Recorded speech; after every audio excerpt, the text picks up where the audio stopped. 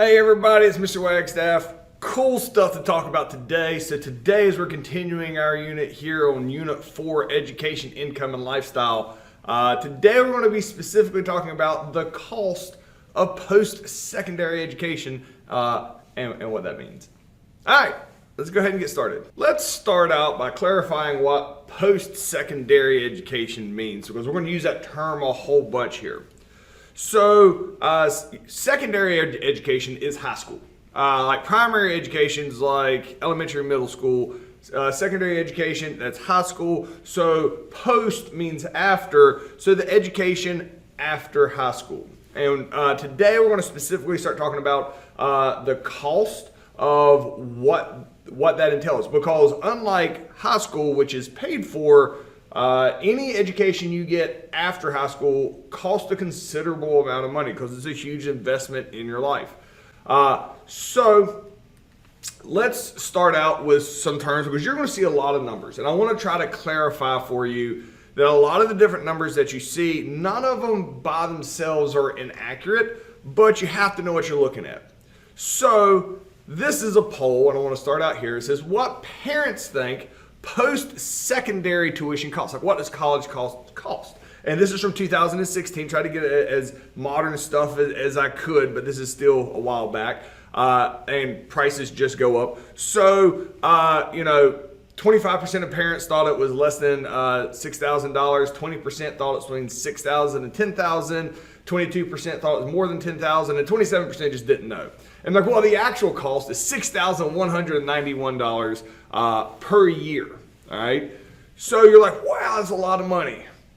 Well, it's actually a lot more than that, because when they talk about tuition, they're talking about one very specific part of college. All right.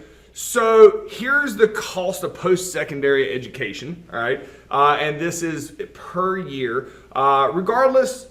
A lot of ways, and we're kind of being generic here on whether we're talking about four-year college, whether we're talking about community college, and we'll start breaking those down here. But tuition cost, that was what that last graph said. It was like $6,000. This one says it's $5,581, and that is an average across like all different formats. That can vary widely. So, but then at the bottom here, the total is $18,650 per year. All right. So even though the tuition cost, yes, like in the last slide, was like $6,000. Oh, like, that times 4, I can work full time and be able to pay that off. That's just the tuition. Tuition is the actual paying the school to teach you whatever it is. There is a whole bunch of other money that goes into getting your degree that you're like, well, do I have to pay it? I mean, if you want to eat food. Yeah. So let's walk through, because not all post-secondary education, all your options are the same. All right. So there is a hierarchy, and we're going to, even though it's not listed here, we are going to talk about technical and trade schools and apprenticeships here today as well. So like your high school diploma, that costs nothing. That's paid for by the taxes. There are different versions of degrees that you can go get. The associate's degree that we'll talk about here is a 2-year degree at $10,000 a year on average. That's $21,000 when you have a 2-year degree. All right, that's an associate's degree. Bachelor's degree at like a public university, which means something that, like in North Carolina, would be like UNC or ECU or UNC Wilmington. Anything that has like Carolina in the name or state in the name, like NC State or Appalachian State. All of that's considered public, which means it's some money is given to it by the government, so it's usually a little cheaper, but it's still a 4-year cost of a bachelor's degree at a public university on average is $106,000. Bachelor's degree is $165,000 from a private university, and we're going to talk about that more. And then a master's degree, which is 2 additional years after your undergrad, that can be anywhere from like $20,000 to $5,000, but there's a lot of other options. I got my master's through Wilmington through a program, and that cost me about $9,000 for the entire master's. That wasn't per year, that was for the entire thing. So there's a lot of different options, especially depending on scholarships and the need for the different masters. As all college degrees, there's a lot of variables, just trying to throw out the general numbers here. So this might be like staggering, like $106,000. Well, not surprisingly, student loan debt, because how do you pay for that? You don't have $100,000, so you can take out loans and pay it back. A lot of times, if you don't have a lot of money, there are scholarships and grants and other things that basically lower your total cost, and then what else scholarships and grants don't cover, you can take loans out for.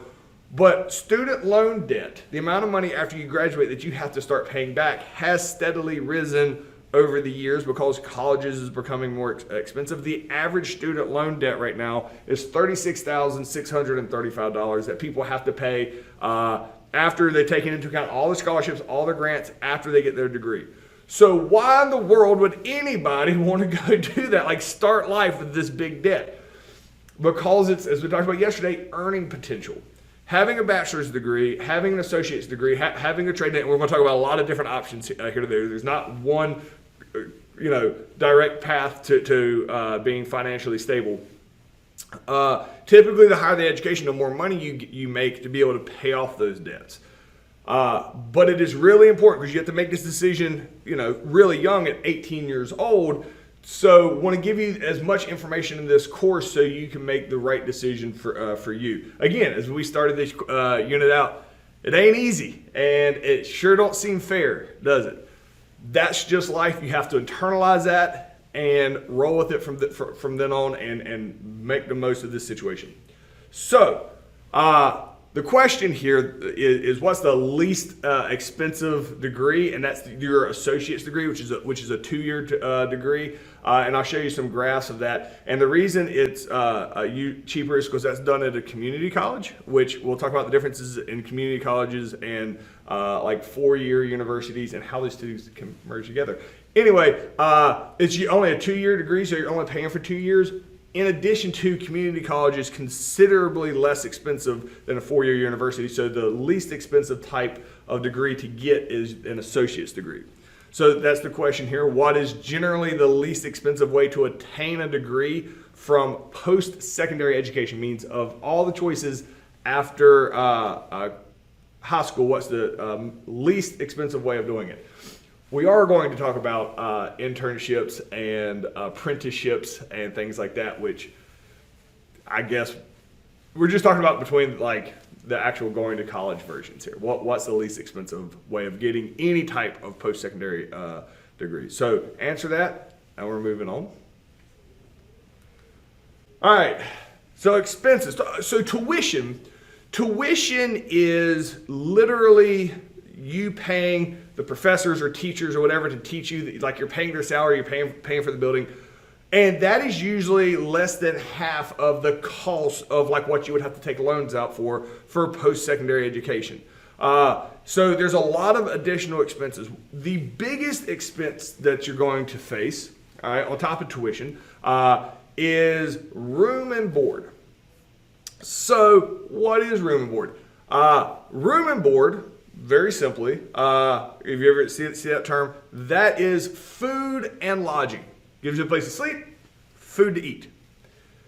I remember distinctly getting to college and being shocked at how much things cost that I never realized when things start adding up. So here's a general budget. This is from 2018, 2019. So almost $2,000 a month students are spending in non-tuition expenses. The large part of that is rent and utilities. Utilities is like your light bill, gas bill, water bill, and rent. Like you have to rent an apartment. Even if you're sharing an apartment with multiple people, and usually you do in college, it's still really expensive. And rent has done nothing but go up. So rent and utilities is really expensive. This is so, and I'm old. So you see food there, $530, and you're like, a month? Oh my gosh, I'd be eating out like a king every day at $530 a month. You will not be. I remember getting to college. Now this was 20 some years ago when I 2001 as a freshman, so I was living in an apartment in 2002, my sophomore year. And I remember my budget was like $230 a month for food, which adjusted for inflation and the way food prices are and all those, this is probably pretty accurate. So I remember having that money at the time and thinking there was no possible way I could spend it. When you go to the grocery store, and if you have never done this before, it'll blow your mind the first time you do it. So that $530 budget, you go to the grocery store and buy a week's worth of food for 3 meals, a week's worth of food, all of a sudden it's going to come up and be $130. And you're like, what? How is that possible? But when you go to the grocery store and this food budget, that's still going to be toilet paper, Cascade to do dishes, paper towels, toilet paper, any household items that you toothpaste, all of that gets in that food budget, and all of a sudden it starts growing. Personal expenses can be just a variety of whatever. It's almost like crisis mode. If you want to buy makeup or shaving supplies and stuff like that, personal expenses add up. Books and supplies, even though books are really expensive, if you break it down over, because you have to buy your books in college. They don't give them to you. They make you go buy it, and you're like, well, I'm not going to buy the books. Well, then you fail. It's a racket. But it's books and supplies, transportation, it's like just the cost of gas or bus ticket. This is a breakdown. This is $2,000 a month in addition to tuition. So room and board, however, can vary drastically by university. It's expensive everywhere, but some really, really fancy private schools, their room and board can be astronomically higher. So usually the nicer the school is and the fancier it is to try to attract more people, the more expensive it is. So don't be fooled when you go to colleges and they're like super nice and everything. They have all this cool stuff. Oh, they have a bowling alley. Keep in mind, you're going to pay for it, in tuition and room and board and these extra things. So the question here is, what is room and board, and why can it drastically change the cost of post-secondary education and varies widely from school to school? So I explain what room and board is and how it adds a lot of cost to the overall price other than just tuition. So pause me, answer that completely. We're moving on. All right, so let's start talking about different aspects instead of just going to like a 4-year university, which is a lot of what we're talking about. Let's talk about some of the other options that are more affordable. All right, community college. So community college, and almost every town has a community college. That's why it's called community college, or at least every city does. So community college is usually way more affordable than a 4-year university, and there's a handful of reasons for that. So community college only offers 2-year degrees. So you're there for 2 years and you get your associate's degree. Now, associate's degree can be in a lot of different things, like dental hygienist and things like that, I believe is a 2-year degree. There's a lot of associate's degrees that come out of community college. So the reason community college is cheaper is it's not that it's a lower education for those 2 years. Number one, usually you go to the community college that's near you. So you live at home. You're not paying for room and board. You're still living in your home with your parents. You can obviously go rent an apartment. You're an adult. You can do whatever you want. But some people save money if they can just live at home while going to a community college. So you're only paying tuition. Community college's tuition is usually way cheaper than a 4-year college, specifically because they don't offer as many options and there's not as many bells and whistles associated with it. And a lot of times the professors and teachers at a community college aren't paid as high as professors at large prestigious universities. Not that they're any worse. A lot of times you get more like hands-on interaction with your teacher in a community college aspect. So, but the community college is a considerably cheaper way of getting a post-secondary education with a 2-year associate's degree. So college, they're like a 4-year university. This is where you would go to get your 4-year degree, which is referred to as a bachelor's degree. So an associate's degree is graduating in 2 years and having your associate's degree. Going for 4 years and graduating in 4 years is called your bachelor's degree. So again, associate's degree earns in 2 years, about 20 courses you have to take, about 10 a year, about 5 a semester. You can have a specific dental hygienist, and I'm going to feel really dumb if that's a required bachelor's degree. Say you want to go be a dental hygienist, you get your associate's degree and as a dental hygienist, hooray, and you can go start working. Or you can do something we'll talk about here a little bit later. You can actually go to a community college and get your first 2 years of your 4-year school at the community college. Meaning you go to community college for 2 years, then you go to a 4-year university, but you only go the last 2 years and get your bachelor's degree. And by doing so, it's a lot cheaper than having gone to the 4-year university all 4 years. So there's arts, there's science, applied science, there's all types of different options with associate's degree. So again, here's how to save time and money. So if you, on the left here, if you go to a university and we'll say it's $40,000, and this is UCLA, just randomly picking, University of California in Los Angeles, $40,000 a year. And you'd go all 4 years, end up being like $160,000. But if you went to a community college for the first 2 years and spent $10,000 each there, then went to UCLA and finish out your last 2 years at UCLA, you would have the same degree in the same amount of time, and you spent, let me do math, $100,000 in that scenario as opposed to $160,000. And again, if you have no money to your name, you can take out student loans. You gotta be careful about that because it's all about earning potential. If you're gonna take out, $100,000 in student loans to pay for this, with scholarships and other grants, make sure you're getting a degree in something that makes money, that you can pay that back. Don't take out that loans to go get a degree in something that is not going to allow you to pay that off, because some people get in that situation because they haven't thought that through and they get in a really tough situation. So if you're thinking, Mr. Wagstaff, why in the world would anybody go pay that much money for a degree? A 2-year degree is fine. I got my degree and I'll move on. And a lot of people do that. But here's why. The higher your education, the higher, on average, across the board, the higher income you will make per year for the duration of your life. So in this chart here, and this do I have a year up here? It's sometime recent, that the associate's degree on average at their peak make a little over $40,000, whereas somebody with a bachelor's degree makes a little over $60,000. That's a $20,000 per year difference across the course of your life. So that adds up pretty quickly.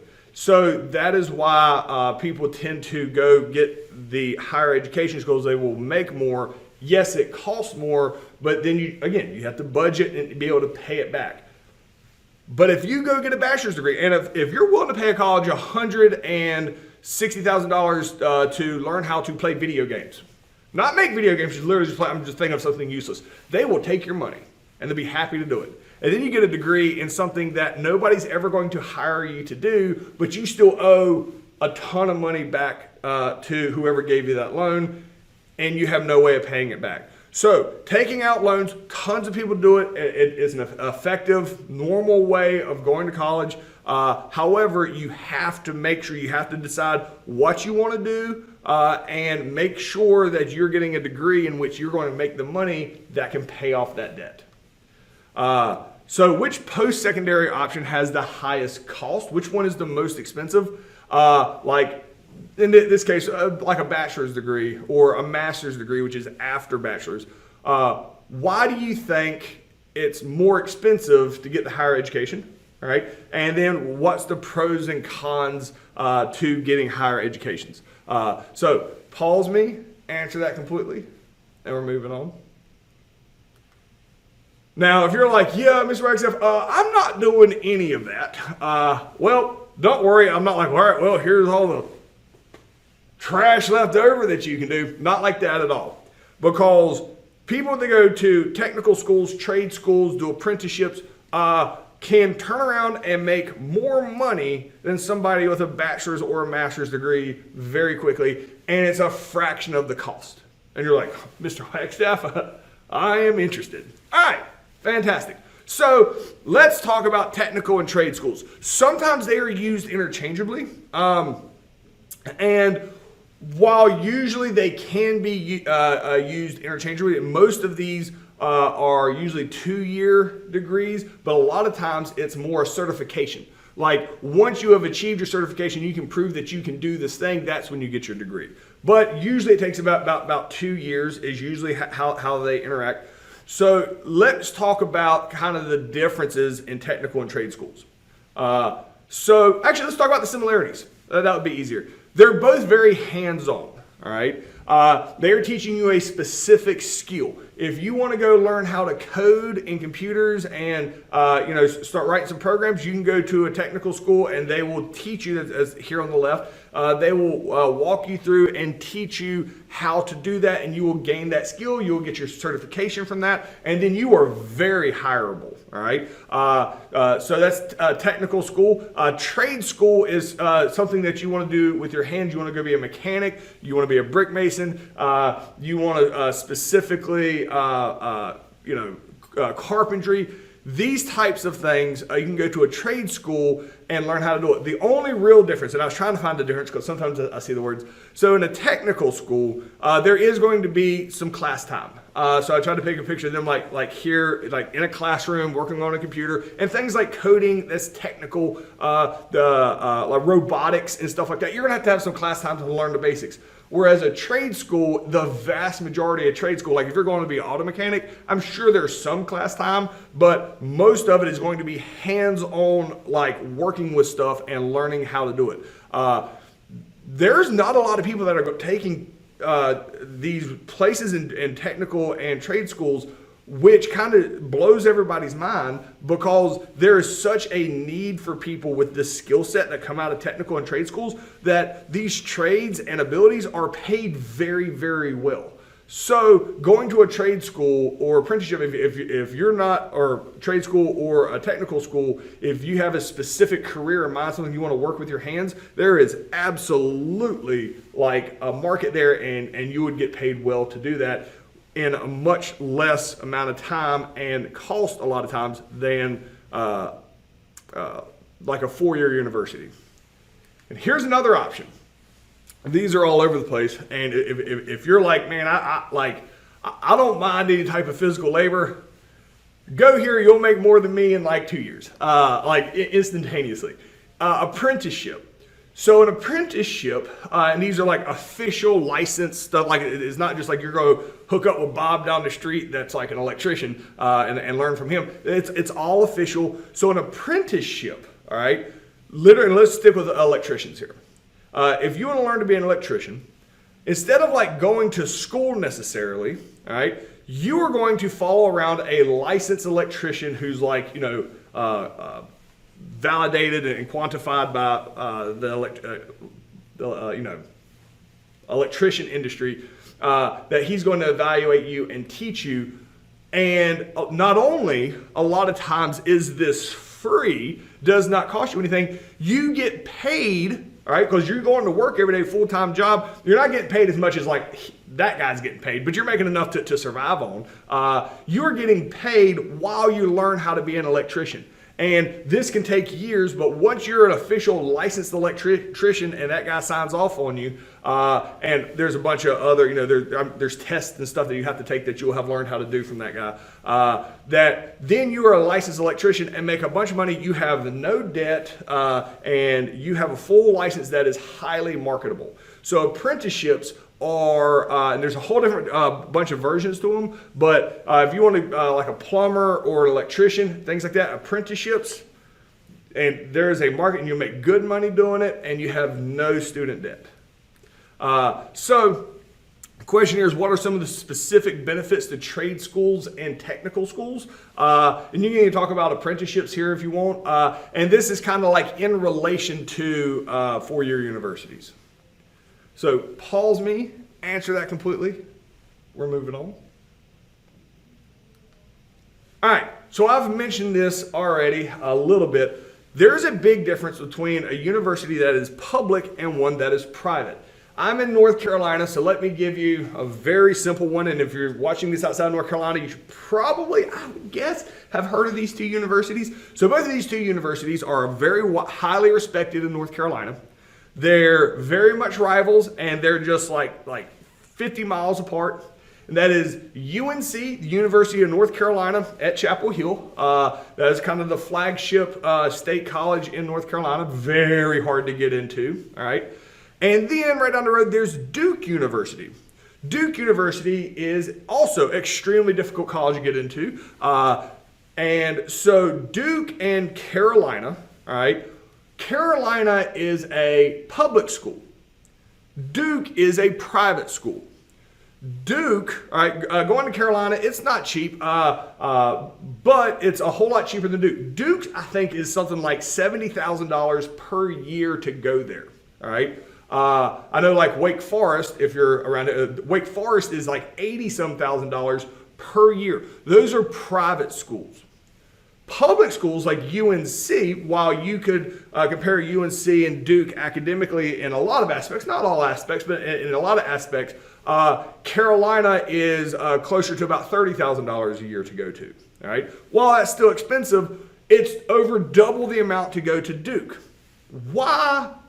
Why is that? Well, because schools that are public get some taxpayer funding that reduces the tuition for people, which makes it more affordable to go to. Still really expensive, but more affordable. So private colleges, and this is purely a comparison, private colleges on average $36,000 per year. Public colleges, like if you live in the state, so if you live in North Carolina, you can go to colleges in North Carolina for about $10,000 a year. They're just talking about tuition and fees, which is like tuition and books. They're not talking about room and board. Again, you got to be aware when they're throwing these numbers out. So you can see private colleges are a whole lot more. Not only that, room and board has gotten really expensive. So why in the world would anybody go to a private college then, Mr. Wagstaff? Well, private colleges, they can spend money on whatever they want. So a lot of times at private colleges, since you're paying a premium, you're going to have a much more hands-on experience with your professors. They're going to be smaller class sizes, more support, a lot more student-centered stuff. Sometimes at the really large public universities, like I went to East Carolina University, and it was basically a city. There's like 25,000 students there, and which was fine for me. But some people really want to have that small, be able to connect with the teachers. I had some classes that I had like 75, 80 people in it. As I got into my my major with history, the classes got smaller as you go further. But usually at private schools, when you pay that large amount, you're getting a much more intimate setting and usually smaller class sizes. And there's a lot more stuff there to help support and resources for students that aren't necessarily there at public schools. Not that they don't exist at public schools, but usually at private schools, you're going to get much more detailed focus by your instructors. So once again, why would anybody do that? This, again, it's 2010, but the higher your education gets, all right, the more money that you make and the more employable that you are and the less trouble you're going to have being able to find a job. And then if you notice, it goes all the way up, and then professional degree jumps out there. We didn't talk about professional degrees.